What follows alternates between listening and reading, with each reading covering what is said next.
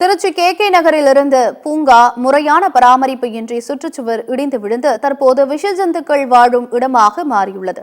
தங்களின் பொழுதுபோக்கு இடமாக இருந்த பூங்காவை மாநகராட்சி மீட்டெடுக்குமா என்று எதிர்பார்த்து காத்திருக்கின்றனர் அப்பகுதி மக்கள்.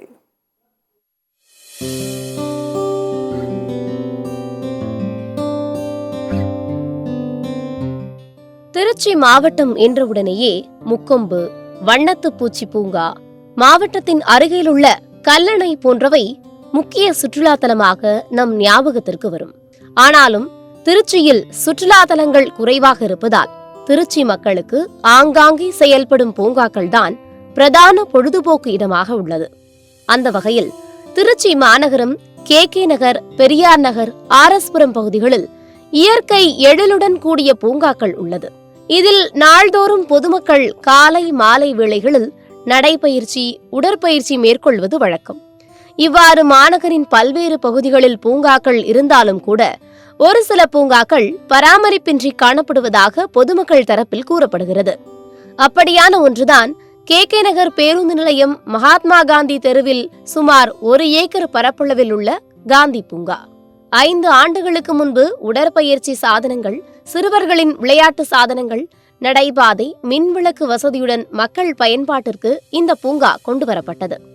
காலை மாலை என 2 நேரங்களிலும் சிறுவர்கள் முதல் பெரியவர்கள் வரை இந்த பூங்காவில் தங்களது பொழுதை கழித்து உடற்பயிற்சி செய்தும் பயன்படுத்தி வந்தனர். இவ்வாறாக மக்கள் பயன்பாட்டில் இருந்து வந்த பூங்கா கடந்த 2 ஆண்டுகளாக போதிய பராமரிப்பின்றி உள்ளது. பூங்காவின் பெரும்பாலான பகுதிகள் புற்கள் மண்டியும் உடற்பயிற்சி சாதனங்கள் அனைத்தும் துருப்பிடித்து பயன்படுத்த முடியாத நிலையிலும் மின் விளக்குகள் அனைத்தும் பயனற்றும் உள்ளது.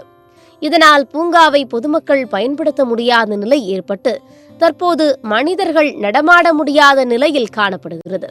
இந்த சூழலில் கடந்த சில நாட்களாக திருச்சியில் அவ்வப்போது பெய்து வரும் கனமழையால் பூங்கா சுற்றுச்சுவரின் ஒரு பகுதி திடீரென இடிந்து விழுந்தது.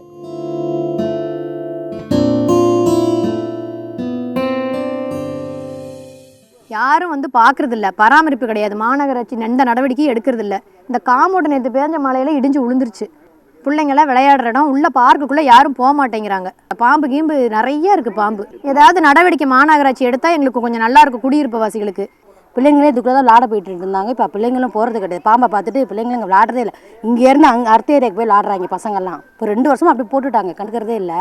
அந்த இதில் அந்த எக்ஸசைஸ் பண்ணுற மிஷின் எல்லாமே லிப்பர் ஆகிடுச்சு. முதல்ல நாங்கள் போவோம், வாக்கிங் போவோம், எக்ஸசைஸ்லாம் பண்ணோம், பண்ணுறதே இல்லை. அதை பார்க்கே மறந்தாச்சு. கொஞ்சம் அது மட்டும் சரி பண்ணி கொடுங்க நீங்கள். இடிந்து விழுந்த சுற்றுச்சுவரை பார்வையிட வந்த திருச்சி மாநகராட்சி உதவி ஆணையர் சண்முகம், இன்னும் 1 வார காலத்தில் பூங்கா சீரமைக்கப்பட்டு சுற்றுச்சுவர் கட்டப்படும் என்று தெரிவித்தார்.